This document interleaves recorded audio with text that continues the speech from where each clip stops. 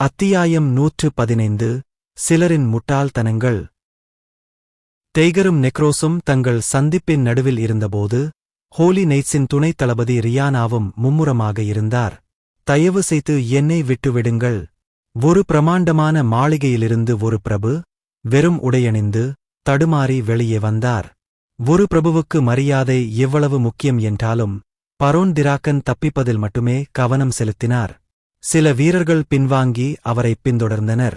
தப்பி ஓடிய பிரபுக்களையும் வீரர்களையும் பார்த்து ஒரு புனித மாவீரன் பேசினான்.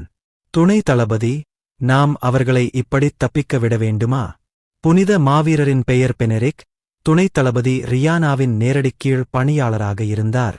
தப்பி ஓடிய பிரபுவின் தொலைதூர உருவத்தையும் ரியானா கவனித்தார். அவங்களை அப்படியே விட்டுடு.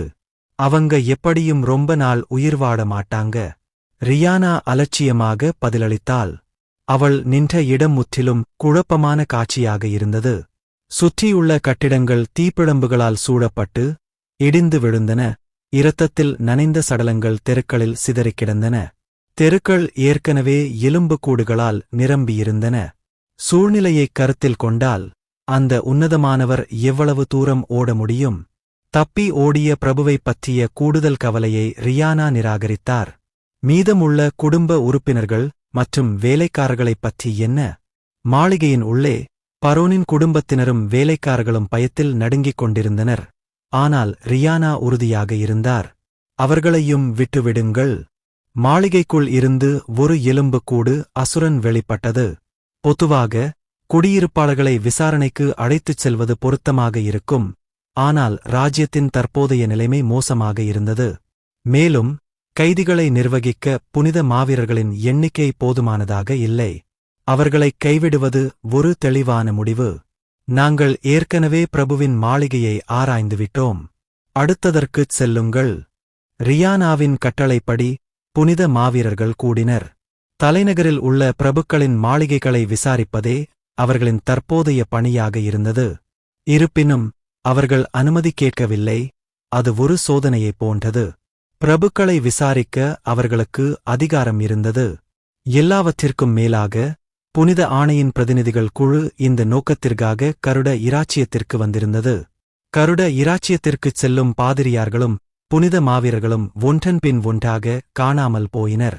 இதற்கு பதிலளிக்கும் விதமாக புனித ஆணையின் தலைமை கருட இராச்சியத்தை விசாரிக்க ஒரு குழுவை அனுப்பியது. துணைத் தளபதி ரியானா நடத்திய விசாரணைகள் அனைத்தும் நியாயமான செயல்களாகும். புனித ஆணையின் சக்தி அத்தகைய நடவடிக்கைகளை சாத்தியமாக்கியது. தப்பி ஓடிய பரோன் திராக்கனின் மாளிகையை ரியானா ஆய்வு செய்தார். இங்கே பார்க்க வேறு எதுவும் இல்லை. அவர்களும் இங்கே இருப்பார்கள் என்று நினைப்பது. இருப்பினும் அவளுடைய இதயம் கனமாக உணர்ந்தது. அவர்கள் சமீபத்தில் ஆய்வு செய்த பிரபுவின் மாளிகையில் எலும்புக்கூடுகளைக் கண்டுபிடித்தனர். இது வெறும் ஒரு எளிய கண்டுபிடிப்பு அல்ல. எலும்புக்கூடுகள் மாவீரர்களைப் போல மாறுவேடமிட்டிருந்தன. அவர்கள் ஊடுருவிச் சென்றதாகக் கூறுவது மிகவும் பொருத்தமானது. பரோன் திராக்கன் மட்டுமல்ல, அவர்கள் முன்னர் விசாரித்த பெரும்பாலான பிரபுக்களின் மாளிகைகளில் மாவீரர்களைப் போல மாறுவேடமிட்ட எலும்புக்கூடுகளைக் கொண்டிருந்தனர். தேவனுடைய தூதரின் வார்த்தைகள் அனைத்தும் உண்மை. பெனரிக்கின் வார்த்தைகள் துல்லியமானவை. தூதர் கணித்தபடியே எல்லாம் நடந்தது. தூதர் இதை முன்கூட்டியே அறிந்து அவர்களுக்கு பணியை வழங்கியிருக்க வேண்டும். புனித ஆணையின் தூதுக்குழு வருவதற்கு பல நாட்களுக்கு முன்பே ரியானா ராஜ்ஜியத்திற்குள் ஊடுருவியிருந்தாள். இதன் காரணமாக விசாரணையின் போது தேவியின் தூதரான டெய்கர் என்ற புதிய வாய்ப்பை அவள் சந்தித்தாள். அவரது தோற்றம் ஒரு எலும்புக்கூடு போல இருந்தது. ஆனால் அவர் புனித சக்தியைக் கொண்டிருந்தார். இது எந்த சாதாரண இறக்காத அசுரனுக்கும் இருக்க முடியாத ஒன்று. இது சந்தேகத்திற்கு இடமின்றி ஒரு அற்புதமான காட்சி. ரியானாவும் அவரது துணை அதிகாரிகளும் இந்த அதிசயத்தைக் கண்டனர். அவர் தேவியின் தூதராக இருந்தால் மட்டுமே இதுபோன்ற ஒரு அதிசயம் சாத்தியமாகும். ரியானா தேவியின் தூதரை மதித்தார். அவர் ஏன் மரண உலகிற்கு இறங்கினார் என்று அவளுக்குத் தெரியவில்லை. ஆனால் அது அனைத்தும் தேவியின் விருப்பத்தின்படி நடந்தது. இந்த அதிசயத்தைக் கண்ட ரியானாவும் புனித மாவீரர்களும் தூதரான டெய்கருக்கு விசுவாசமாக இருப்பதாக சபதம் செய்தனர். அவர்கள் தேவி மற்றும் அவளுடைய பிரதிநிதியான டெய்கருக்காக மட்டுமே செயல்படுவதாக சபதம் செய்தனர். ரியானாவுக்கு ஒரு குறிப்பிட்ட பணி வழங்கப்பட்டது. கருட இராச்சியத்தின் பிரபுக்களை ஆராயுங்கள். துணைத் தளபதி ரியானாவும் புனித மாவீரர்களும் டெய்கரின் கட்டளைப்படி பிரபுக்களை விசாரித்து வந்தனர். அது சரிதான். டெய்கர் இந்த சூழ்நிலையை முன்கூட்டியே கண்டார். அவர்கள் இதுபோன்ற செயல்களைச் செய்யத் துணிவார்கள் என்று நினைப்பது. அவர்கள் புனித ஆணையை ஏமாற்றிவிட்டார்கள். இந்த முறை அந்தக் குரல் எரிக்குடையது. எரிக் ஒரு புனித வீரரும் கோபமான குரலில் கத்தினார். டெய்கரின் வார்த்தைகளைப் புரிந்துகொண்டு வெளிப்படுத்தக்கூடிய ஒரே புனித வீரன் அவர்தான். தேவியின் தூதரான டெய்கரின் வார்த்தைகளைத் தெரிவிப்பது தேவியின் வார்த்தைகளைத் தானே தெரிவிப்பது போன்றது. எனவே எரிக்கின் வார்த்தைகளை ரியானா கவனமாகக் கேட்டார். இந்த நிகழ்வுகளை வைத்துப் பார்க்கும்போது ராஜ்யத்தின் பிரபுக்கள் அரச குடும்பத்தைத் தடுக்க ஒரு பொறியை அமைத்திருக்கலாம் என்று தெரிகிறது. எரிக் தனது கருத்தை எச்சரிக்கையுடன் தெரிவித்தான். ரியானாவின் எதிர்வினையைப் பார்த்தான். நிச்சயமாக இது அவனுடைய உண்மையான கருத்து அல்ல. எரிக் ஒரு பான்ஷியால் கட்டுப்படுத்தப்பட்டு எடிசாவின் உத்தரவுகளை மட்டுமே தெரிவித்தான். எரிக்கை கட்டுப்படுத்தும் பன்ஷி துணைத் தளபதி ரியானாவின் முன் நம்பிக்கையுடன் நிற்க முடிந்தது அந்த மாஸ்டரின் மேம்பாட்டின் காரணமாகத்தான். பன்ஷிக்கு புனித சக்தி இருந்தது. எனவே ரியானா எரிக்கை பற்றி எதையும் சந்தேகிக்கவில்லை. அதற்கு பதிலாக அவள் அவன் வார்த்தைகளுக்கு உடன்படும் வகையில் தலையசைத்தாள். எல்லாவற்றிற்கும் மேலாக அவை அர்த்தமுள்ளதாக இருந்தன. இருப்பினும் அந்த நேரத்தில் அவளால் நிலைமையை முழுமையாகப் புரிந்து கொள்ள முடியவில்லை. அது நிச்சயமாக ஒரு வலுவான சாத்தியம். இப்போதைக்கு விரிவாக சிந்திப்போம். ரியானா அவரது கருத்தை ஒப்புக்கொண்டார். இருப்பினும் நீடித்த அமைதியின்மையை அவளால் அசைக்க முடியவில்லை. ராஜ்யத்தில் என்ன நடக்கிறது என்பது குறித்து பல கேள்விகள் இருந்தன. பிரபுக்களின் மாளிகைகளில் மாவீரர்களாக மாறுவேடமிட்ட எலும்புக்கூடுகள் ஏன் இருந்தன? இது மிக அடிப்படையான கேள்வி. கூடுதலாக ராஜ்யத்தின் தெருக்கள் எலும்புக்கூடுகளால் நிரம்பியிருந்தன. சர் எரிக் சொல்வது போல் அது உண்மையிலேயே பிரபுக்களின் வேலையாக இருக்குமா? ஒருவேளை அவர்கள் ஒரு கலகத்தை திட்டமிட அரக்கர்களை பயன்படுத்தியிருக்கலாம். ஆனால் அவர்களின் திட்டம் கண்டுபிடிக்கப்பட்டிருக்கலாம். சூழ்நிலைகளைக் கருத்தில் கொண்டு இது சாத்தியமானதாகத் தோன்றியது. பிரபுக்களின் மாளிகைகளில் எலும்புக்கூடுகள் கண்டுபிடிக்கப்பட்டன. இல்லையெனில் எலும்புக்கூடுகளை மாவீரர்களாக மாறுவேடமிட அவர்கள் ஏன் இவ்வளவு தூரம் செல்ல வேண்டும்? இருப்பினும் மற்றொரு கேள்வி எழுந்தது. அவர்கள் உண்மையிலேயே பிடிபட மாட்டார்கள் என்று நினைத்தார்களா? புனித ஆணையின் தூதுக்குழு வருகை தந்தவுடன் அவர்கள் வெளிப்படையாக அரக்கர்களை வரவழைப்பார்களா? பிரபுக்கள் தாங்கள் குற்றமற்றவர்கள் என்று கூறினர். அவர்களின் கதைகள் மேலோட்டமாக எடுத்துக்கொள்ளப்படவில்லை என்றாலும் ராஜ்ஜியம் நிலை பெற்றவுடன் மேலும் விசாரிக்க ரியானா திட்டமிட்டார்.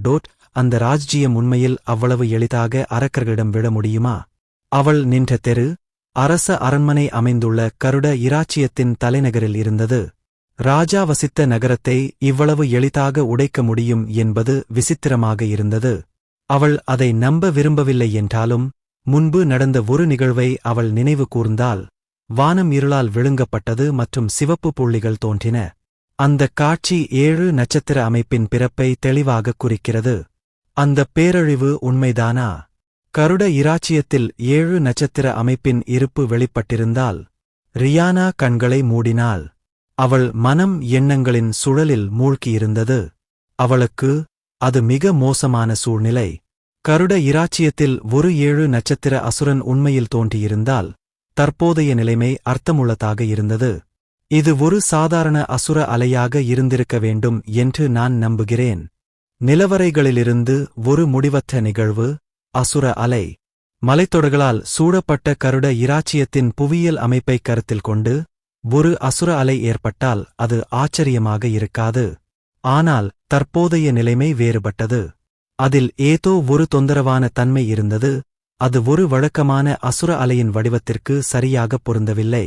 தனது எண்ணங்களை சுருக்கமாக ஒழுங்கமைத்த பிறகு ரியானா அவர்களின் அடுத்த இலக்கை முடிவு செய்தார். தலைமை பாதிரியார் மற்றும் தளபதியை நோக்கிச் செல்வோம். நாம் மீண்டும் ஒன்றிணைந்து நமது அடுத்த நகர்வைத் திட்டமிட வேண்டும். சிதறி ஓடுவதை விட மீண்டும் ஒன்றுகூடுவது பாதுகாப்பானதாகத் தோன்றியது. எனவே அவர்கள் பிரதான பாதிரியார் மற்றும் தளபதி ஜெரார்டுடன் இணைந்து செயல்பட வேண்டியிருந்தது. அவள் பயந்தது போல கருட இராச்சியத்தில் ஒரு 7 நட்சத்திர அசுரன் இருந்தால் அது ஒரு கடினமான போராக இருக்கும். ஆனால் அவள் நம்பிக்கையை இழக்கவில்லை. இது நூற்றுக்கணக்கான ஆண்டுகளுக்கு முந்தைய கதை. கடந்த காலம் நிச்சயமற்றதாக இருந்தபோதிலும் புனித ஆணையின் சக்தி அன்றிலிருந்து வலுவடைந்துள்ளது. தற்போதைய ஹோலி நைட்ஸின் வலிமை அவர்களின் முன்னோடிகளை விட மிக அதிகமாக இருந்தது. ஒரு 7- நட்சத்திர அசுரன் தோன்றினாலும் அவர்களால் சண்டையிட முடியும் என்று அவள் நம்பினாள். துணைத் தளபதி ரியானா ஹோலி நைட்ஸை முன்னோக்கி அழைத்துச் சென்றார். அவர்களின் இலக்கு இயல்பாகவே அமைக்கப்பட்டது. பிரதான பாதிரியார் மற்றும் தளபதி ஜெரார்ட் அமைந்திருந்த கவுண்ட் பியர்ட்டனின் மாளிகை. தயவு செய்து அனைவரும் பாதுகாப்பாக இருக்கட்டும். திடீரென்று ஒரு கவலை அவள் மனதில் தோன்றியது. இருப்பினும் பிரதான பாதிரியார் மற்றும் தளபதி ஜெரார்ட்டின் திறமைகள் மிகச் சிறந்தவை. அவள் அவர்கள் மீது நம்பிக்கை வைத்திருந்தாள். நாங்கள் விரைவாக நகர்வோம்.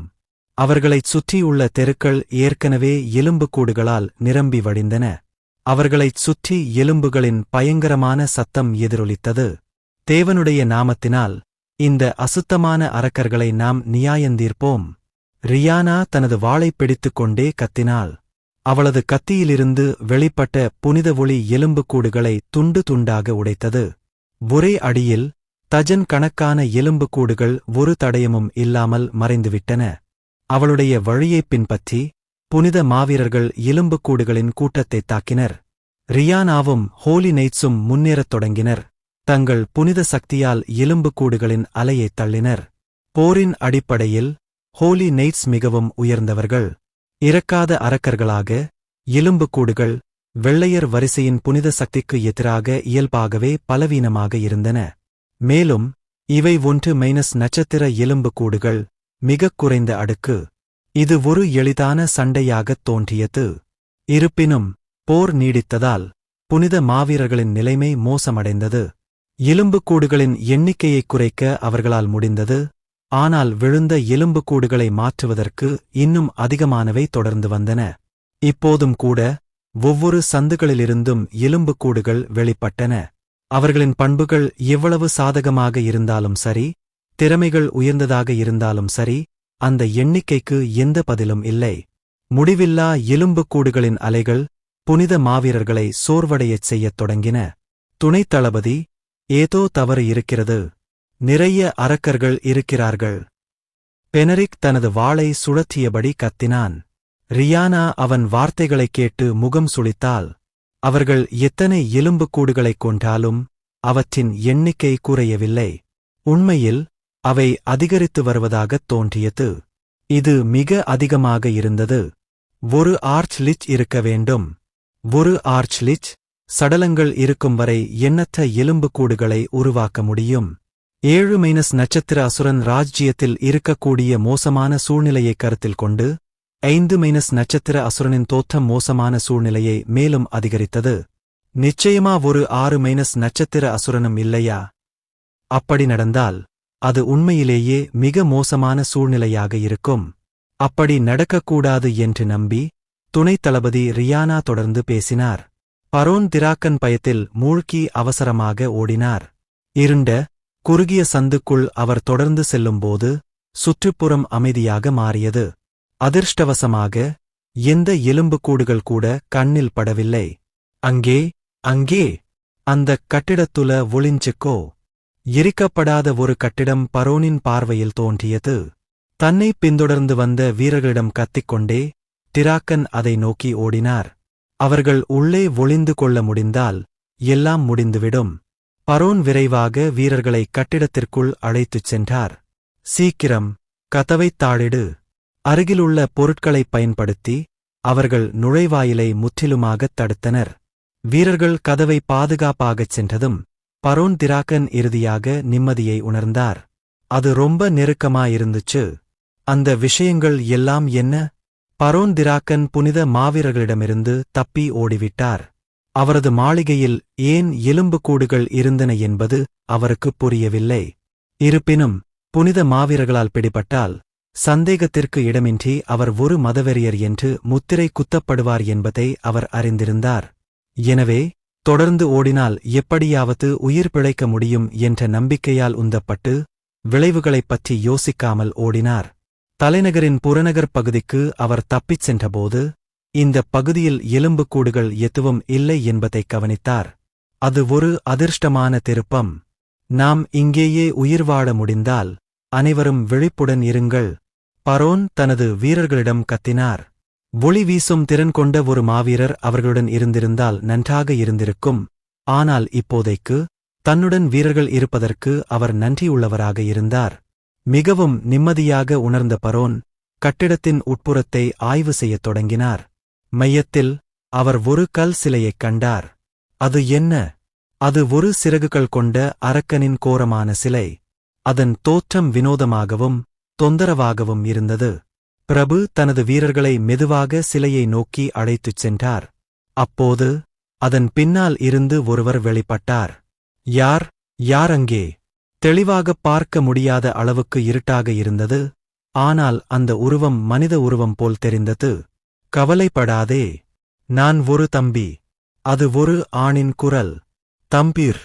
அதிர்ஷ்டவசமாக அவர் விரோதமாகத் தெரியவில்லை. பரோன் தனது பதட்டமான முகபாவனையை தளர்த்தி அந்நியரிடம் பேசினார். நான் பரோன் திராக்கன். வெளியே நிலைமை குழப்பமாக இருக்கிறது. அதனால் நாம் சிறிது காலம் இங்கே தஞ்சம் புகுந்தால் உங்களுக்கு எந்த ஆட்சேபனையும் இருக்காது என்று நம்புகிறேன்.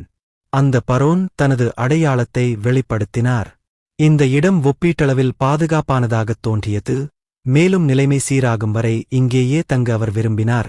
எனவே அவர் தனது நோக்கங்களை தெளிவுபடுத்த முடிவு செய்தார். ஒரு பிரபுவான தன்னை திருப்பி அனுப்பும் சாத்தியக்கூறு குறித்து பரோன் திராக்கன் ஒருபோதும் சிந்திக்கவில்லை. இருப்பினும் அந்த மனிதனின் பதில் எதிர்பாராதது. சரி, இது தொந்தரவாக இருக்கிறது. தொந்தரவா? எது தொந்தரவா இருக்க முடியும்? தன்னைப் போன்ற ஒரு உன்னதமானவரை விரட்டிவிடுவது பற்றி அவர் உண்மையிலேயே யோசித்துக் கொண்டிருக்கிறாரா? நான் என் எஜமானரின் உத்தரவின் பேரில் இங்கே இருக்கிறேன். தற்போது இங்கு எந்த மனிதர்களும் அனுமதிக்கப்படவில்லை. மாஸ்டர், மனிதர்களா? அவன் எதைப் பற்றி பேசிக் கொண்டிருந்தான்? அந்த மனிதனின் வார்த்தைகளில் ஒரு பகுதியையாவது பிரபு புரிந்து கொண்டான். உன் எஜமானனா? நீ சேவை செய்யும் இந்த எஜமானர் யாரு? ஒரு பிரபு. ஆனால் அந்த மனிதன் பிரபுவின் கேள்வியைப் புறக்கணித்தான். இது தொந்தரவாக இருக்கிறது. பிரபு நெக்ரோஸ் மனிதர்களை இளவரசியை நோக்கி விரட்ட திட்டமிட்டிருந்தார். என்ன செய்வது என்று நான் கேட்க வேண்டும். தயவு செய்து ஒரு கணம் பொறுங்கள். அந்த மனிதன் இரகசிய வார்த்தைகளில் தொடர்ந்து பேசினான். பரோன் திராக்கன் இறுதியாக ஏதோ தவறு இருப்பதாக உணர்ந்தான். அந்த மனிதன் தனக்குள் முணுமுணுத்துக் கொண்டிருக்க வீரர்களில் ஒருவர் பரோன் நகரை அணுகினார். பரோன், அந்த சிப்பாய் தாழ்ந்த குரலில் பேசினான். தம்பீர் என்பது அவருடைய பெயர் என்று நான் நினைக்கவில்லை.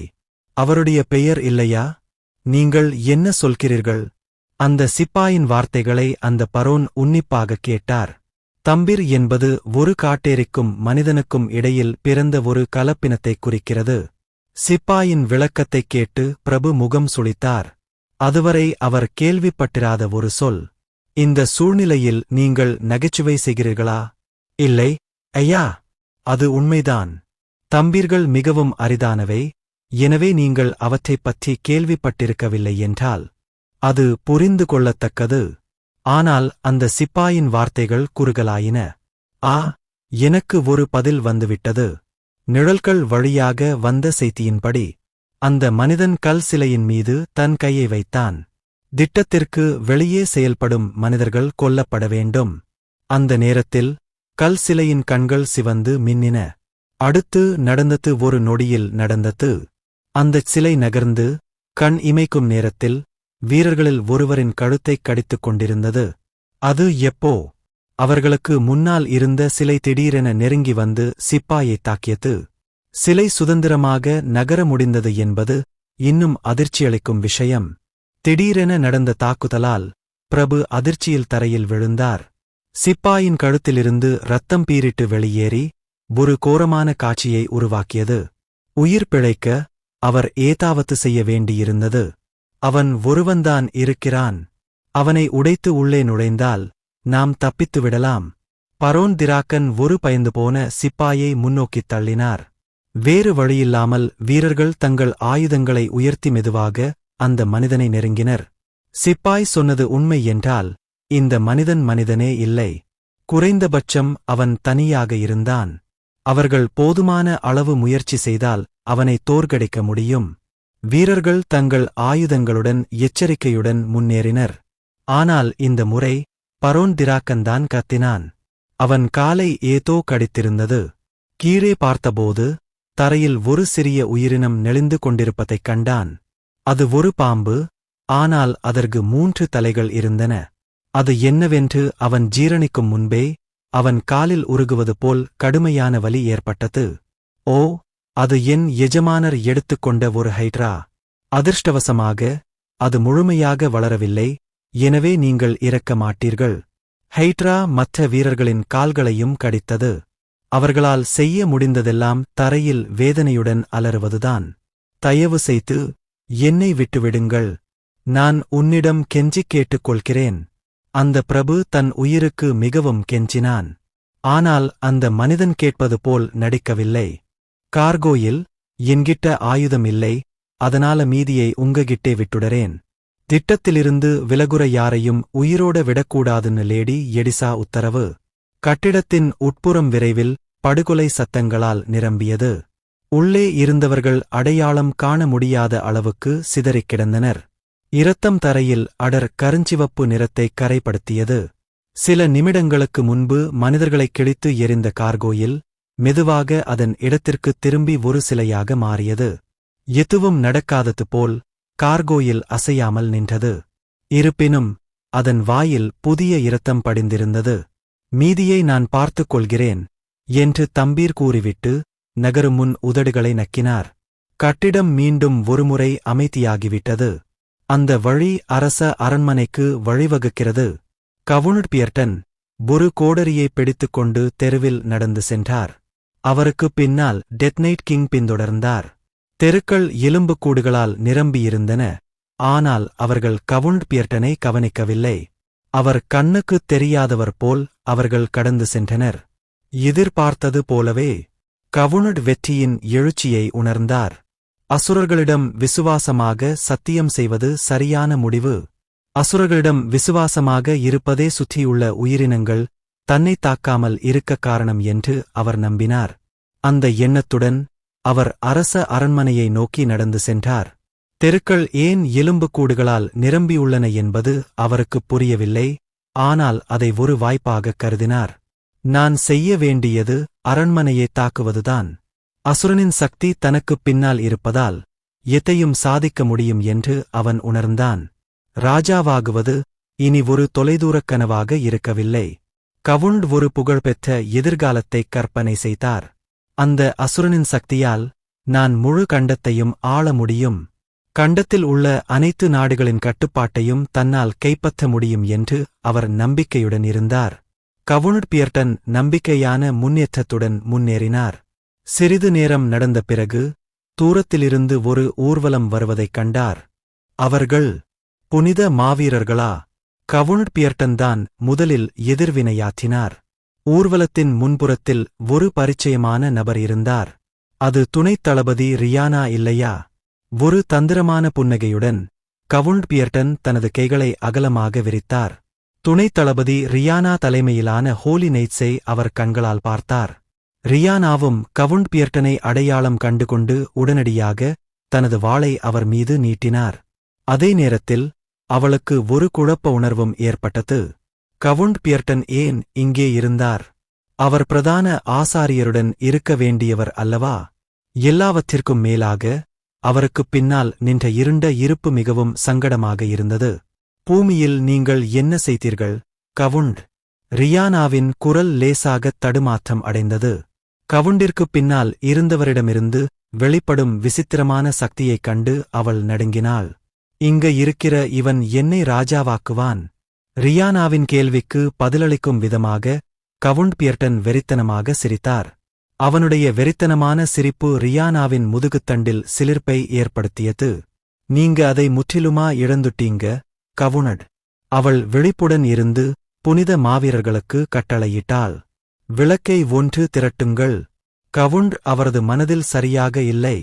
அவருக்குப் பின்னால் இருக்கும் அந்த அரக்கனை பற்றி குறிப்பாக எச்சரிக்கையாக இருங்கள். இதைப் பற்றி அவளுக்கு ஒரு மோசமான எண்ணம் இருந்தது. விரைவாக ரியானா தன்னை புனித சக்தியால் சூழ்ந்து கொண்டாள். புனித மாவீரர்கள் தங்கள் ஆயுதங்களை ஒற்றுமையாக குறிவைத்தனர். இருப்பினும் எண்ணிக்கைக்குப் பின்னால் இருந்த உருவத்தை பார்த்து அவர்களும் பயத்தால் பீடிக்கப்பட்டார்கள். அது தூய இருளின் செறிவு போல் தோன்றியது, கோரமானது மற்றும் திகிலூட்டும். நீ ஒரு பேயுடன் ஒப்பந்தம் செய்து கொண்டாயா?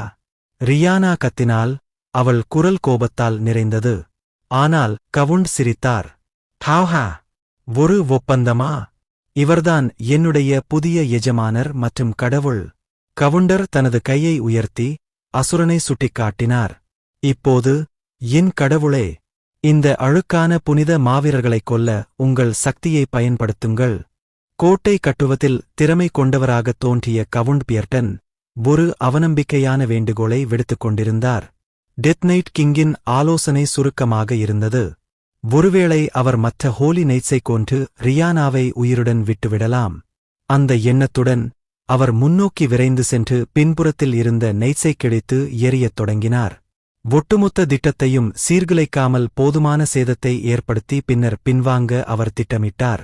இறுதியாக துணைத் தளபதி ரியானா போராடும் விருப்பத்தை இழந்தார். ஓ தேவி! தனது பணி முடிந்துவிட்டதாக நினைத்து டெத் நைட் கிங் வெளியேறத் தயாரானார். ஆனால் பின்னர், நிறுத்து! டிமன் வேலைக்காரன்! ஒரு புதிய, வரவேற்கப்படாத விருந்தினர் தோன்றினார். அது தற்போதைய திட்டத்தில் ஒரு முக்கிய நபரான இளவரசி ஐரினா. என்ன நடந்து கொண்டிருந்தது? திடீரென்று நடந்த நிகழ்வுகள் டெத் நைட் கிங்கை குழப்பத்தில் ஆழ்த்தியது. அந்த நேரத்தில் நெக்ரோஸ் பின்னால் இருந்து தோன்றினார். நெக்ரோஸ் டெத் நைட் கிங்கை நோக்கி தலையசைத்துவிட்டு பின்னர் ஒரு குறிப்பேட்டில் ஏதோ எழுதினார். டெத் நைட் கிங், நீ ஏன் இங்கே இருக்கிறாய்? அசல் திட்டத்தின்படி டெத் நைட் கிங் இங்கே தோன்றக்கூடாது. இளவரசி ஐரினாவின் அருகில் நின்றிருந்த டெய்கர் கூட குழப்பமடைந்தார். நெக்ரோஸ் விரைவாக நோட்புக்கிலிருந்து பக்கத்தைக் கிழித்து ஒரு நிழலிடம் கொடுத்தார். நிழல் காகிதத்தை எடுத்துக்கொண்டு மறைந்து சிறிது நேரத்திலேயே மீண்டும் தோன்றி காகிதத்தை நெக்ரோஸிடம் திருப்பிக் கொடுத்தது. அந்தத் தாளில் எடிசாவின் உத்தரவுகள் இருந்தன. திட்டம் திருத்தப்பட்டது. டெத் நைட் கிங்கை முடிந்தவரை அதிக சக்தியைக் காட்டச் சொல்லுங்கள், பின்னர் இறந்துவிட்டதாக நடிக்கவும். இந்தத் திட்டம் இளவரசி எலெனாவை ராணியாகவும் புனிதராகவும் மாற்றும். சூழ்நிலைகளைக் கருத்தில் கொண்டு எடிசா அவளைப் பயன்படுத்தி புனித ஆணையுக்குள் தொடர்புகளை ஏற்படுத்த எண்ணினார்.